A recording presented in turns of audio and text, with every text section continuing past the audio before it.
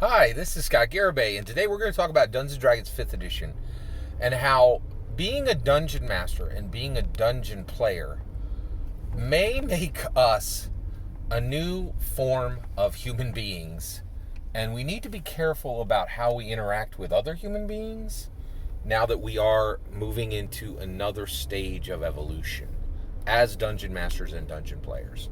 All right, so let me put this forward, okay? If you play Dungeons & Dragons 5th Edition, you are playing the greatest tabletop role-playing game on the planet. It came out first. It still is by far the dominant force within tabletop role-playing games. And it really, it allows a level of play that no other game on the planet allows, okay? And so let's talk about this, right? So if you're a dungeon master, okay, we all know what a dungeon master is. Or if you are a dungeon player, what is a dungeon player? Well, first of all, I am convinced that Dungeons & Dragons 5th Edition is an exceptional game that is not equaled anywhere else on the planet by any board game, by any sport, by anything else. Right? It is a mechanism. It is a mechanism of evolution for humanity. And I think when I keep going here, you're going to start to see what I'm saying. Okay. All right. So. And it is absolutely unequaled anywhere in the tabletop role-playing game field. Certainly by commercial success, and frankly, in my opinion, by any other measure. Okay, so its players should not just be called players. If Dungeon Masters have the greatest title in all of gaming, Dungeon Master, right, which echoes, across, nearly 5 decades of awesomeness, then players should start to be recognized. If you're not out there playing some nonsense indie game, right, you deserve to be called more than a player. You should be called a dungeon player. And I think, and I'm going to try to get this going. I'm calling players of Dungeons & Dragons 5th Edition dungeon players, right? People who run Dungeons & Dragons 5th Edition are dungeon masters. That's an understand term. But when I say dungeon player, I mean Dungeons & Dragons 5th Edition player. Because they're special. They're not like the rest of the nonsense TTRPG players out there. They're a special breed, okay? All right, so let's talk about dungeon masters and dungeon players. Okay, so here's the thing. If you are a dungeon master and you are a dungeon player, you have experienced something and you've been doing it for 18 months plus. I'm not talking about dabblers here, right? I'm talking about people who take Dungeons & Dragons 5th Edition very seriously, right?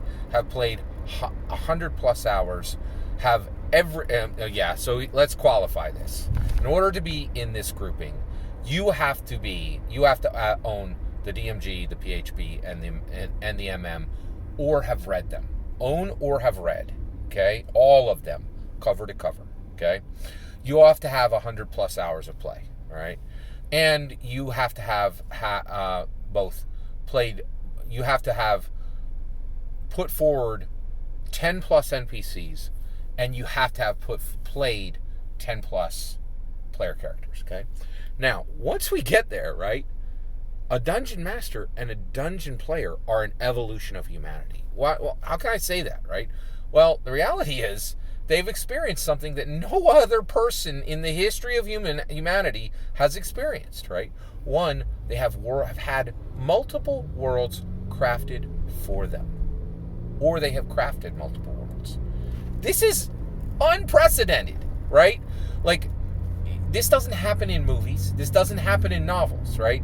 With incredibly few exceptions. Maybe a few patrons have had novels that were written for them and only them, and then no one else experienced those. It doesn't happen. Also, nobody just has movies made for them, right? But dungeon players have worlds, entire worlds, custom crafted to their playstyle, to their desires, right? To their level of play. This is unprecedented. So dungeon players have played in multiple worlds with multiple identities. They have explored gender. They have explored identity. They can tell how gender and identity are different, right? They have explored different interactions with monsters, with non-player characters. They have experienced combat. They have experienced exploration. They have experienced interaction. And here's where it gets really, really crazy, right? A dungeon player has no less than 10 sets of emotions, memories, senses that are specific to identities that are not their own identity. And I am here to tell you that this creates a better human, right? I am able to relate to people who are older than me because I have been in their shoes. I have known before I reached those age what problems I would have because because I played a 60-year-old wizard, right? When I was 30, right? And the dungeon master is saying, you're suffering these problems now. And my empathy for older people is higher. I have played characters that are across the POC spectrum. I have played characters that are across the gender spectrum, right? And my ability to understand the lives of those people, because I have experienced them through multiple dungeon masters in worlds that were crafted specifically to me, to give me separate combat encounters, separate exploration encounters, separate interaction encounters. I got to see those through the eyes, through the emotions, through the memories of marginalized groups, right? Of people who were drastically different than me, different in wealth class, right? Poor and rich, right? Different in how people interact with them, the goodwill that's extended to them, right? And I will say it, I am a beyond human now.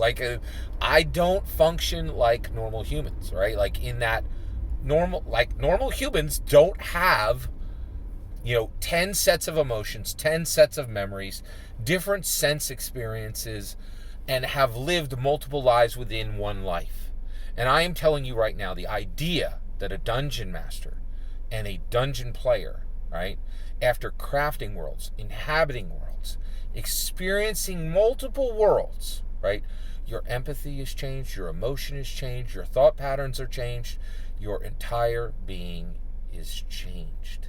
You are not the same, and you are no longer just human. You are beyond human.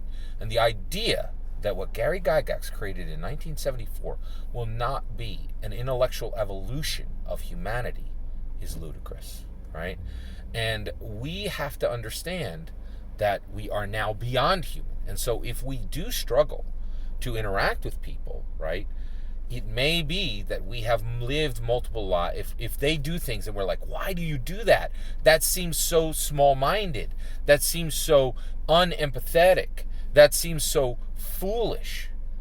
We must be incredibly careful. We must be incredibly patient. We must be incredibly compassionate to people who have only lived one small, solitary life. People who have not inhabited 10, 20, 30 worlds.